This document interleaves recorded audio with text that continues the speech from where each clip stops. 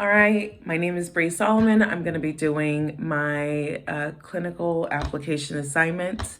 Today I am speaking with Mr. Jack Skellington. He is a 22-year-old male from Lexington, Kentucky. All right, now let's begin. Good afternoon, Mr. Skellington. I'm so happy you took our advice and came to see us. From what your doctor says, I hear that you're having trouble with your hydrochlorothiazide, and now we are going to adjust your medications. Yeah, I was feeling real bad. I was experiencing a lot of headaches, kind of some chest pain still. And it's been about 10 weeks that I've been on HCTZ. And I just felt like I should come back in because it didn't feel like it was working. I don't know much about hypertension in itself, but it just didn't feel right. Oh, that's right. I'm so glad you came back. Looks like your blood pressure today was 158 over 110. So that tells us, your meds weren't as effective as we'd hoped. So, as we've discussed before, hypertension is pretty common and a lot of people deal with it here. But it is very serious. But because we have so many people that deal with hypertension, there's a lot of drug options. So finding a new medication for you shouldn't be a problem. HCTZ is a mild diuretic, and like Dr. Kuala has prescribed you furosemide, which is more aggressive. Last time you visited us, you were diagnosed with secondary hypertension. Based on your screening, we linked the cause of your hypertension to cigarette smoking and diet. During our last visit, we discussed some different options for you, maybe some changes that could help with your hypertension. Were you able to move forward towards accomplishing any of those goals that we set?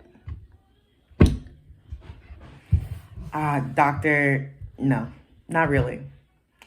I am in nursing school with a girlfriend, so I have no time to introduce anything new to my routine. I study 40 hours a week, and cigarettes are really like the only thing that keep me going throughout the week. I have dated my girlfriend twice a week. We always order from our favorite restaurant, El Toro, down the road. And we binge watch Netflix shows we've been missing out on. The time I get to spend with her is my only me time. I just haven't had a moment to put together a plan for these changes. Mr. Skellington, I know. I understand. Let me tell you, I went through nursing school. It is hell. It's straight hell. But juggling life on top of that is just also insane. You have a girlfriend. I know, girlfriends, they need a lot. We need the time. We need that one-on-one time. If not, I'm sure she'll make your life pretty hard. So how about we do this? I know I can hear that you're really busy. I can relate to where you're coming from because I've been in nursing school before and understand it takes a lot to, trying to get everything done. So let's talk about maybe adjusting some of your current lifestyle habits, and then we will not have to add anything new. That way it doesn't feel like more on your plate. Maybe I was thinking instead of the cigarette smoking, I know a lot of people, it's the habit, it's the walking outside, the habitual, putting the cigarette to your mouth that people feel relaxed about, as well as the cigarette.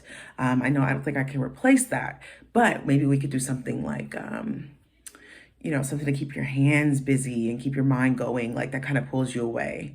And then date night wise, I think it'd be really cool if you guys were able to just get outside, maybe just a quick walk, maybe a hike.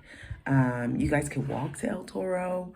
Anything to just kind of break the routine up. Not all the time. I know it's going to get cold here soon, but just something to switch it up every once in a while. How does that sound? Oh, that's a great idea. I've been wanting to get back into knitting lately. It always pulls me away from reality for a moment. I don't know how much my girlfriend would love giving up our Netflix dates, but I know she wants to help me address my hypertension, especially because I'm so young. Oh, right. Looks like we hit the nail on the head. All right. So let's talk about a little bit more about furosemide. This is also a diuretic. So it works on a different area than the kidney than HCTC did. You aren't diabetic, so this medication should be safe for you.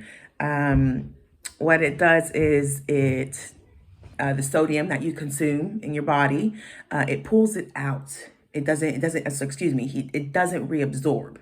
And Sodium has a draw to pull fluid and water with it.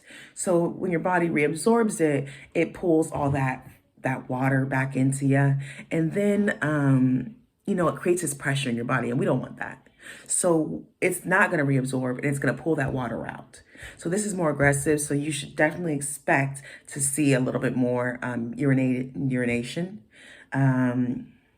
Side effects wise, you probably you have like a higher chance of being dehydrated. So make sure you're keeping up with that water. Even if you don't feel thirsty, drink some water. And then you could also possibly lose a little too much potassium. So because of that, we're gonna have you on your next visit with us, check in, we're gonna do some labs and just make sure that your potassium, your electrolyte level is good. You are gonna be losing a little bit more liquid than usual with urinating with this diuretic, but we just wanna make sure that you're healthy. Is there anything else that we could talk about? Anything, questions you have for Dr. Cruella? Do you have any concerns? No, doc, I'm good. I'm gonna kick hypertension's butt. All right, go ahead. Okay, well, we'll see you next time. Bye, Mr. Skellington.